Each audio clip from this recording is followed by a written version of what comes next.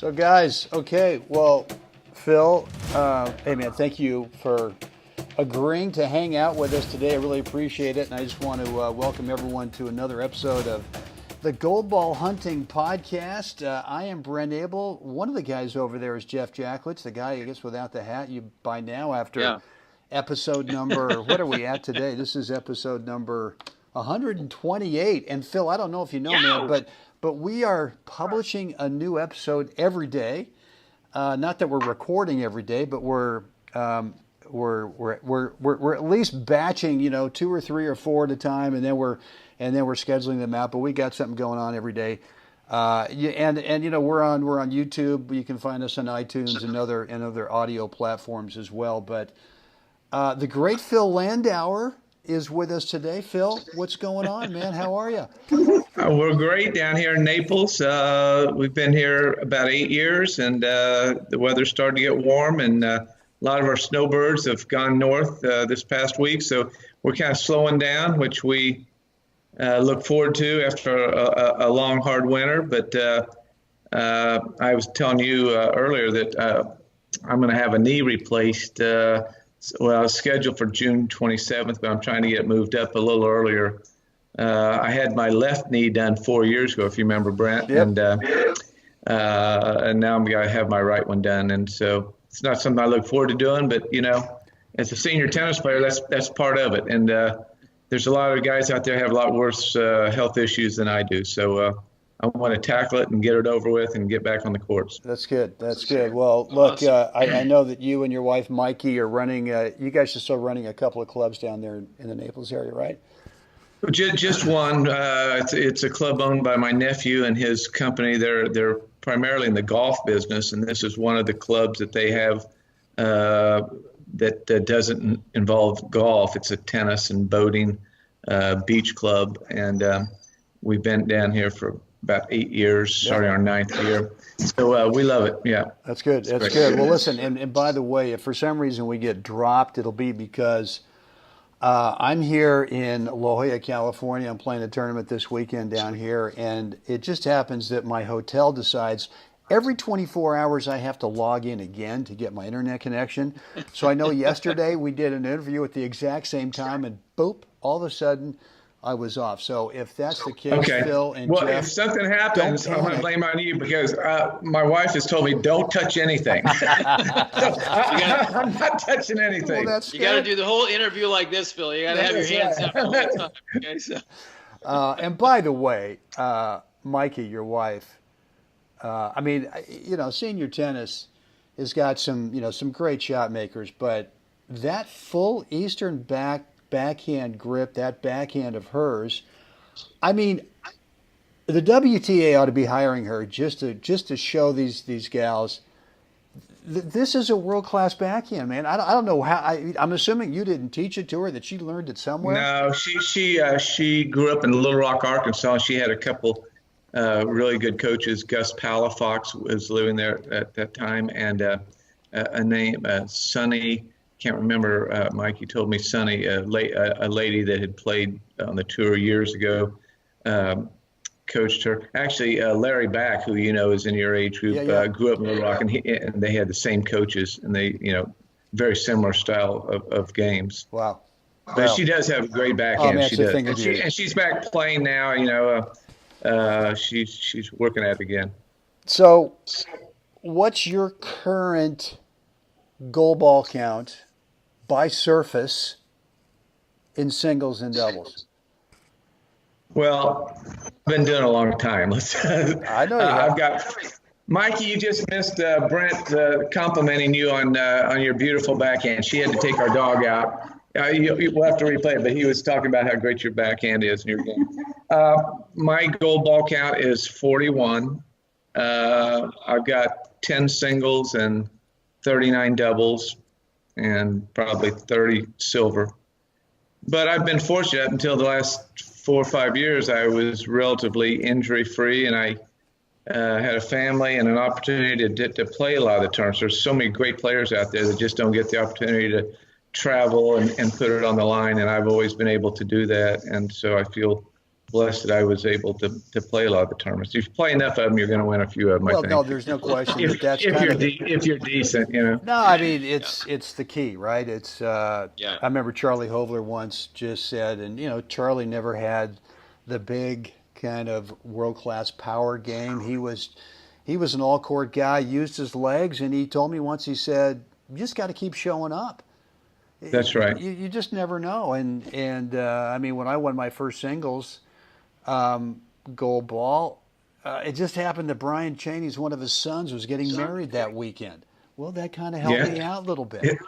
Well, it's right. It's right. So, yeah. And then looks like 13 senior World Cup teams so far. Is that right? Is that the right number? No, I don't think I've played on that many. I've played on probably 6 or 7. 6 or 7. Okay. Yeah, All right, yeah. good. Well, you've been able to travel around the world, and that's got Travel, to it's, be a great tennis deal. has been good to me. Yeah, it sent me to college and played at the University of Arkansas and allowed me to do traveling and meet friends from all over the world. And it's where I met my wife. Actually, she was on the team, and I was on the team that was in Turkey, and we met in Turkey, and just. Yeah, That was great that we met there. Yes, that's cool. Yeah. That's cool. Well, and then sort of everything. Now, you mentioned you've been doing this for a long time. I mean, everything sort of culminated in getting inducted into the USTA Midwest Hall of Fame. What was that, in 2015? And I just want to know, Phil. I mean, you go to you go to the induction ceremony, and then they call your name, and you walk up. I'm assuming you walk up to the podium. You got to make a little speech up there. Am I right? And I froze. Okay, well, so the good news is my old buddy and former doubles player Neil Newman was there with me, and so he went on before and I thought, if Neil can do this, I can do this. Okay, so but it was kind of overwhelming, because you look at the names of people in any of, whether it's Northern Cal or Midwest or the Missouri Valley. The list of names is you wonder, how did guys like Neil and I get in? And it was really a neat event. The Midwest what has did had this whole thing mean to you? I mean, you go up the podium, fine, you freeze. I'm sure you froze for a little bit, and then you kind of got rolling. But that whole experience of getting up in front of those people, was there any sense, other than panic, please don't screw up the speech? Was there any sense of, my God? I mean, look at what I've accomplished. What did that mean to you? Well, I had several thoughts. I got a little emotional because I thought, I wish my parents, particularly my dad, who was a big sports nut, could see how a little kid from Ponca City, Oklahoma, and you're, Brent, one of the few people in the world that knows where Ponca City, Oklahoma is. That's right. That's right. You've been there. But it was a great tennis town, and I had the good fortune of having a couple of great coaches. Wally Smith and Earl Buckholz Sr. used to come from St. Louis down to Ponca City for years. So I was exposed to great tennis, and we had a lot of great players that went on and played Division I college tennis. So I had that opportunity, and so that kind of took me back to those days. And then I kind of told the story of how Neil Newman and I got started as a doubles team back in 1986. And I say this lovingly because Neil's like a brother to me, but Neil wasn't a very good player. And he called me. I had just gone through a divorce. He called me. He said, Phil, would you think about going to St. Louis to play the National Indoors? And back then, the National Indoors in St. Louis was like a pro tournament. I mean, Colin Dibley was there, Pat Kramer. I mean, guys were losing in the round of 32s that had been former world-class players. And I'm thinking to myself, Neil, I don't think you and I can win a local tournament. But I said, I'll call you back next week. And I got off the phone, and I just had something just hit me. And in 5 minutes, I said, call him back and, tell him you're going to go play, and then you'll hook up with some of your buddies from Oklahoma or Texas and make arrangements to play other times. So I don't mean this to sound braggingly, but we go to St. Louis, and I'm thinking we're not going to beat anybody. And we get to the finals, and we lose to Pat Kramer and Colin Dibley, two former great players. And I'm thinking, I must really be good, because I got to the finals of the National Indoors with Neil Newman. Later that summer, we go to the national grass courts, and I'd never been on a grass court before, and we're warming up the day before, and I'm looking at all these great players with their 8 rackets and their Fred Perry initials on their shirt, looking like, grass courts. They've been playing on them for years. And Neil calls me up the net, and he says, Phil, I don't see anybody here that we can beat. So I'm thinking, yeah. So we end up winning the tournament. We beat Armstead Neely and his partner. We beat Alvin Gardner, his partner, Gene Scott. And so again, I'm thinking I must really be getting pretty good because I'm winning with Neil Newman. Well, let's flash forward 35 years. Neil's won 4 world championships with Larry Turville, and he's won with everybody. He's been, and so at the speech in Chicago at the Midwest, I said, at this point, Neil, I said, in front of all these people, I just want to make a public apology and say, it was you, not me. Wow, yeah. and Brand, you know Neil, and Jeff, you probably don't know him, but have heard of him. He looks like some guy out of the public park that can't play tennis. He wears all these back braces, knee braces, and he switches hands, and he just is not a classic great tennis player. He didn't have a tennis background. He was a basketball player. Right. But he's served as a great inspiration for myself and for a lot of people in that he didn't buy into this thing that because he wasn't a great junior player or a great college player that he couldn't compete and beat. He had never heard of Gene Scott the day we played him. I said, Gene Scott's one of the great grass court players, Davis Cup player. He said, well, I've never heard of him. He said, well, that was then. This is now. And he's maintained that mentality over the years, and it served me well, but also in my coaching, it's helped me relay that message to people that we all can get better, and don't buy into this saying that, hey, I'm 50 years old, I can't play with the guys that played college tennis. And you guys know from your own experience in playing, some of the guys that are doing well now, Brent in your 70s and you're in the 55s, a lot of the guys that are doing well, they couldn't break an egg in the 35s, or the 40s. Exactly right. Thinking, what's happened? And some of the guys that were like, unbelievable back then, they've slowed down, or they've had injuries, or they've, gotten into other things. So Neil has served as a great kind of a guide for me in my coaching that, if you work at it, you can get better.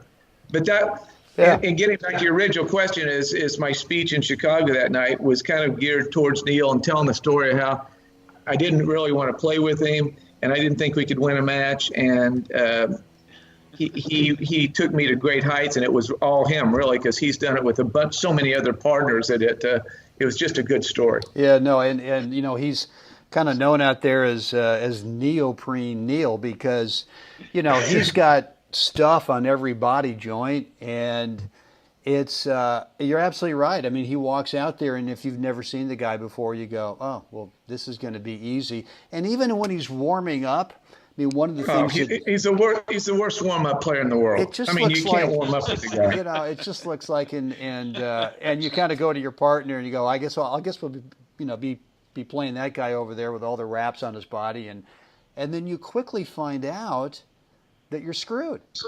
Yeah. You're just... within a match, he can go from. I watched him one time in Australia. He and Larry Turville were playing the World Championships in Perth, Australia, and the first set, I was embarrassed for him. I mean, it was the worst.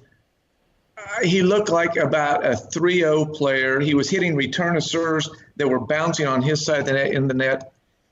I just wanted to go out and put my arm around and say, come on, let's just walk off the court and and I tell you, in a matter of about 10 minutes, they went from looking like the Marx Brothers out there to playing world-class tennis. Beat, what's the guy's name? Played at UCLA that he's lives in Australia now. Lito Alvarez. Lito Alvarez and another great Australian player, and beat him like 6-1 in the third. And Neil was like on fire. And these people were saying, "What? Is this the same guy that was playing 20 minutes ago?"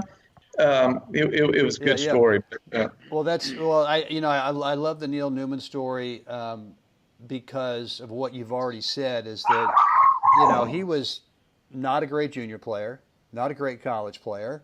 Didn't play in the tour, and basically kind of got a late start in the game, but just had this mindset, had this attitude that well, okay, I don't, so what if someone played at a high level back then? Exactly. This is now, and why not me? And I think that's exactly right. Why not me? Yeah, and I think one of the things that Jeff and I try to impress upon all of our listeners and viewers and our students is that at some point you've got to believe that you belong to be on the court with these guys, and a lot of it is, if you look at stroke technique, your stroke technique is not that much different than the good guys. And so anyway, so I think the Neil Newman story is really good. And Phil, I want to ask you, I kind of want to get back to the 41 gold balls. I mean, is there one thing that you think has been your foundation of being able to be, a national champ in both singles and doubles? I mean, one thing, either mentally or something technique-wise or strategy-wise, that you feel. Well, you know my game. You know my game. You and I have practiced together for years. You know my game. I'm not the fastest guy in the world. I don't have any huge weapons. I always have felt like for me to do well, whether it was in the juniors or college, I had to be razor sharp. I had to be precise. I had to make returns. I had to make first volleys. My serve is sneaky. It's not a big serve, but I do get my share of aces. And so, in answer to your question, I've always just tried to be a solid player, and I think I'm a good competitor.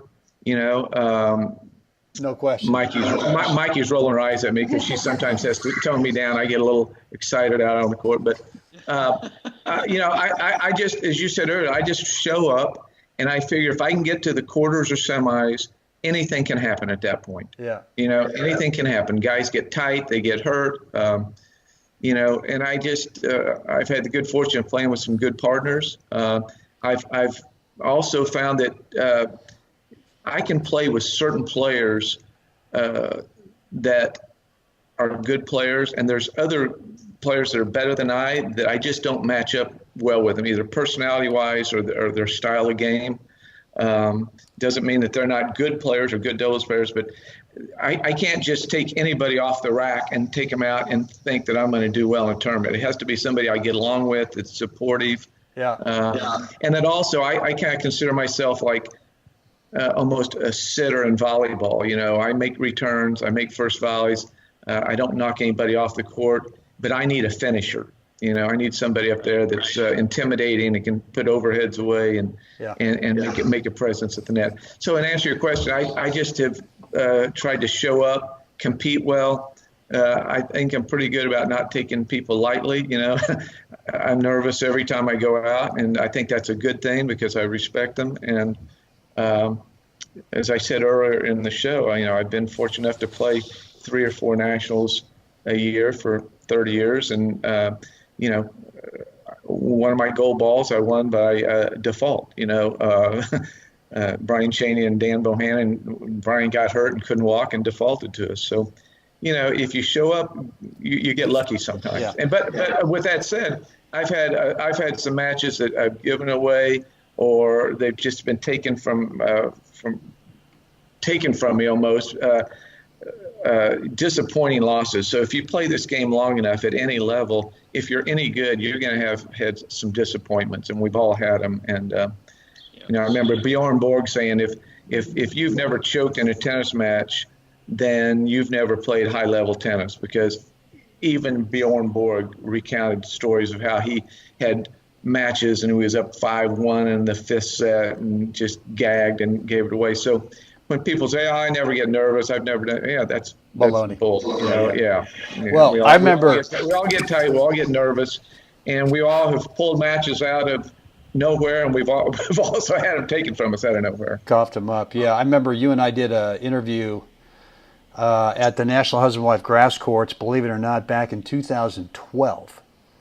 And was it that long ago? It was that long ago. I actually looked it up today and I listened to it, and it's only like a 3.5 minute deal, but it's on YouTube, and I'll I'll make sure that I put the link up there in the notes for this episode. But I asked you at that time when you were, you were playing and competing, and I asked you, well, what are you working on right now with your game? And the whole premise was, well, here's a guy who's, back then you'd already amassed a slew of singles and doubles national titles, and I just was curious, what is a top guy like you working on now? One of the things you said, I think there was a few things. One of them was fitness, because you just come off, I think, some kind of a.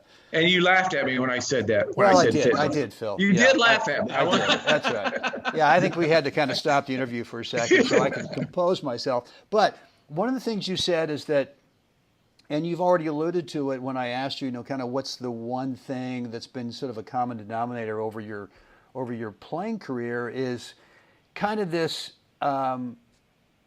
consistency and competing well and just trying to be solid. But one of the things you said then was, I'm not trying to develop more power at this game. This was when you were in the 60s, and I'm not trying to develop more power. I'm not trying to, blow it through guys.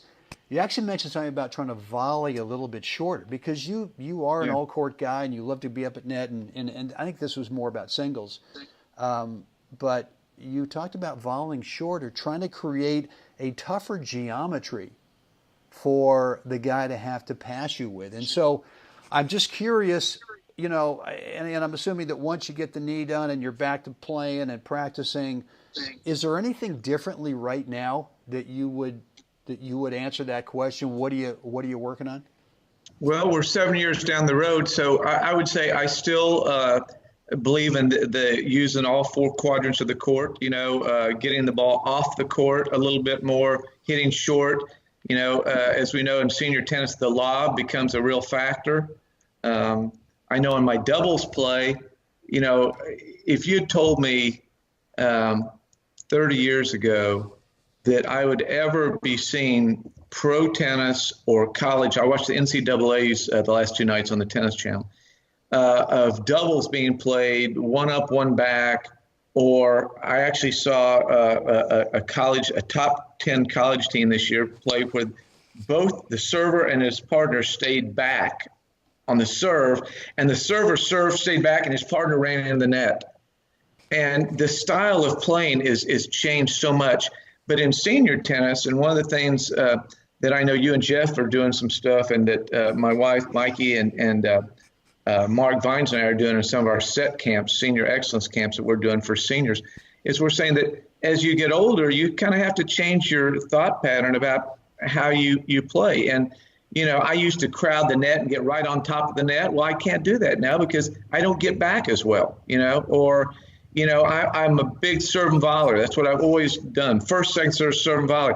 Well, now I'm not getting every ball in the air, and so once in a while I take that first ball on the bounce and hit the deep approach and then get in. I use the lob off the return a lot and then get in. So I think in 7 years from when you had that interview with me, it's still trying to develop a game that works in senior tennis. And I'm probably not going to get bigger, stronger, faster. I can get smarter, and I can play percentage tennis better, but use some of the skills that I didn't necessarily have to have in the younger age groups, use them now. And that's kind of what I'm working on. And I think you guys see that probably in your tennis too, that, there's a lot of different ways of playing than what we thought was the only way back in the 35s. Yeah, well, I mean, Jeff, I'm going to kind of tee you up on this one, but one of the things that Jeff and I talk about all the time is that we could teach theory. There's a lot of theoretical stuff we could teach, which would be from stroke technique to strategies and this and that. But I think what we're trying to do is help players with reality, as you just described it. So, Jeff, how do you feel about that? Yeah, I think it's again, like Phil, it's your boots on the ground experience, right, of being in the trenches and actually playing those matches and losing matches and winning matches and winning and losing in all kinds of circumstances, and understanding that theory is really wonderful, but when you're actually standing there in the trench and you're under attack, theory is is no longer, an option. It's really, you got to understand your skill set. If you understand your opponent's skill set, now you can actually formulate an immediate new plan to come up with an answer for that day, hopefully. I think, another thing I want to circle back on really quick, because I think it's really important that you said you take all your matches seriously. And I think that's really critical that you said that, because, I've talked about a couple incidents I've had with guys that, in the course of a match, like they're my first round match and I'm winning 6-0, 4-0, and I lose a game, and I'm a little tweaked in my head because I faltered in my focus, and they mentioned something that, it's okay if I lose a game, and I went, no, it's really not, because if I have to respect you as a player, no matter what your level is, and give you my best, and that's, so anyway, I just wanted to mention that in there too. Well, I agree, and I think Brent and I have talked about this before.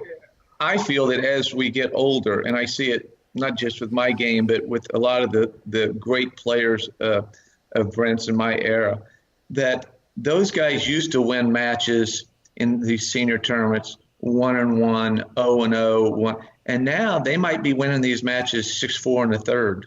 Right. The scales as we get older even out a little bit, and right. Don't you find that, Brent? And that, and for me, the last couple of years, because I've had some injuries and some health things, I've taken some losses in singles that to guys that I thought I'd had a history of beating them pretty easily, or I didn't take them maybe as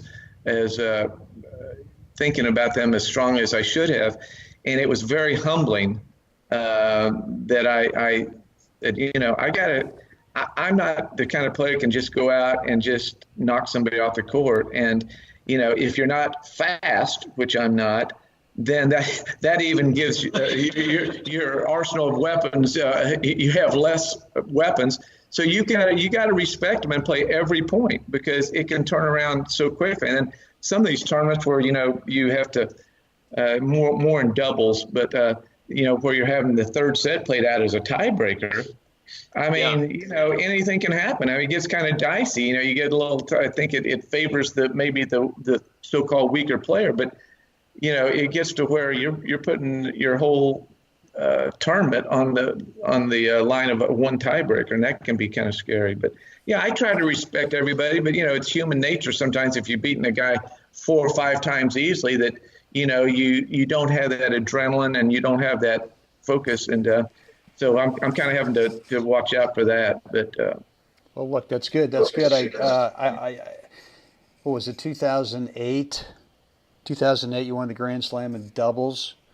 Is that right? On all four, you won. Was that with Neil?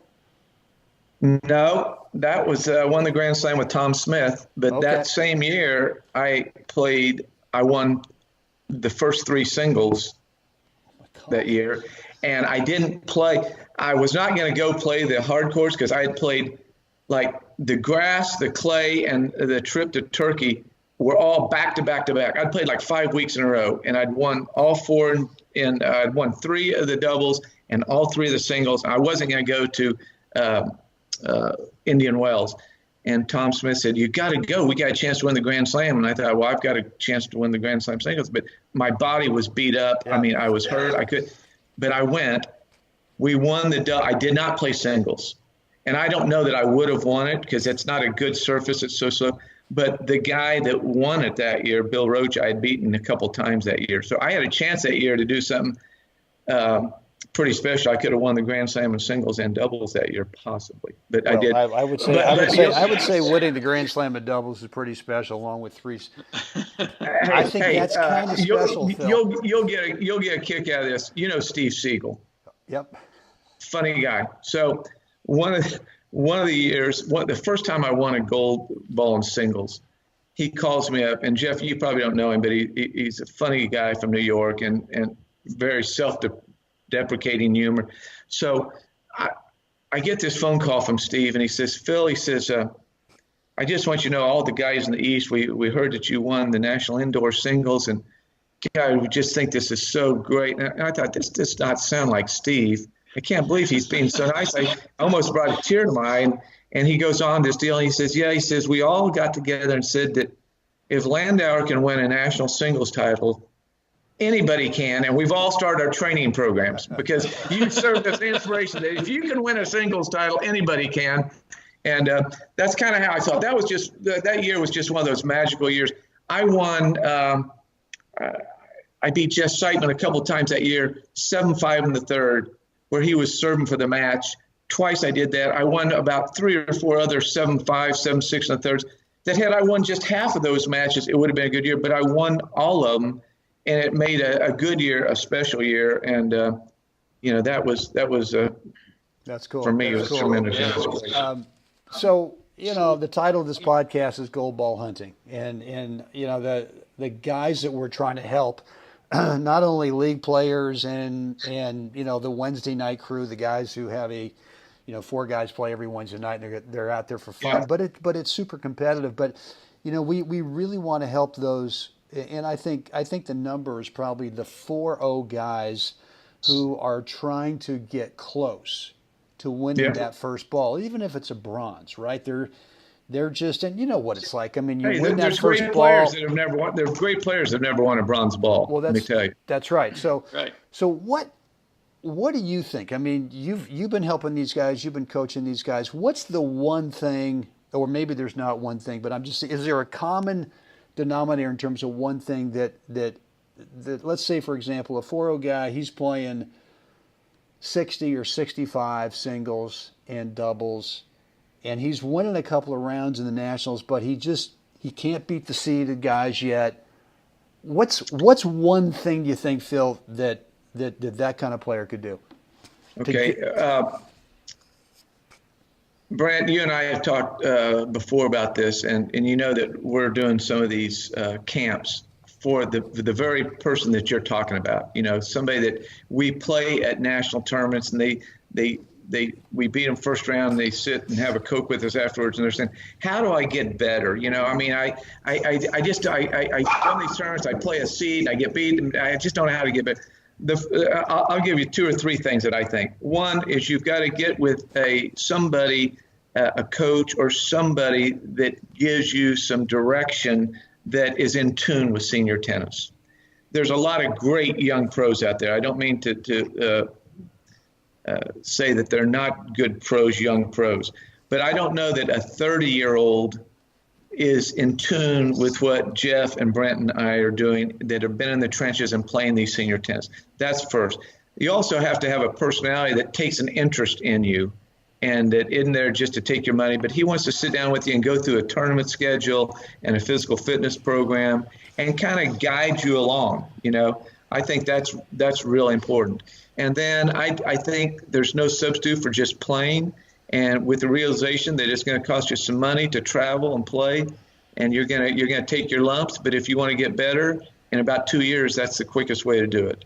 And but I really think that the getting with somebody that can give you some direction, that's in tune with senior tennis. And that's why some of our camps, I think maybe you and Jeff are doing some of these, and we've even talked about maybe us all doing. You were mentioning, we were talking about the 4-0 guys and how you have carved out a great opportunity for these guys to come and see you and do some training. And so kind of give us how that works, how they get in touch with you, and all that stuff. Okay. The name of our camps are SET camps, S-E-T, Senior Excellence Tennis Camps. Okay. And it's geared for guys, we'll take anybody, really. We'll take 3-0, but it initially started trying to go with players that are aspiring to be tournament players, national players we have some dates. We have one coming up June 20th through 23rd, one September 26th through 29th, one November 14th through 17th. Those are all here in Naples at our club. Mark Vines and Mikey and I do those. And Mikey, what's the best way for them to get a hold of us?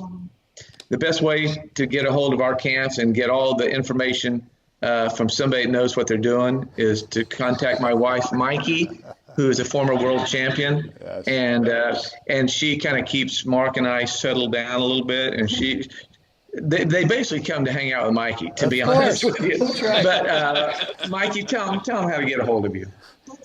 They can email me at setcamps@gmail.com. Setcamps@gmail.com. Okay. We can do that. Yeah. Good. All right. Okay, Guys, thank you so much for thinking that we had something to say that people would want to hear, and I appreciate it. And again, you guys are always welcome to come down here. And if you have something going on, you want us to come help you, we'd be glad to. Sounds good. Well, Phil, thanks so much for your time, and mostly thank Mikey for making sure that technology-wise, you could actually make this happen. I don't know about Jeff, but I can speak for you and myself. We both married up. Oh, there's no question. Absolutely no question about that. All right, thanks guys a lot. Appreciate it. All right, thanks, Phil. Bye-bye. Bye.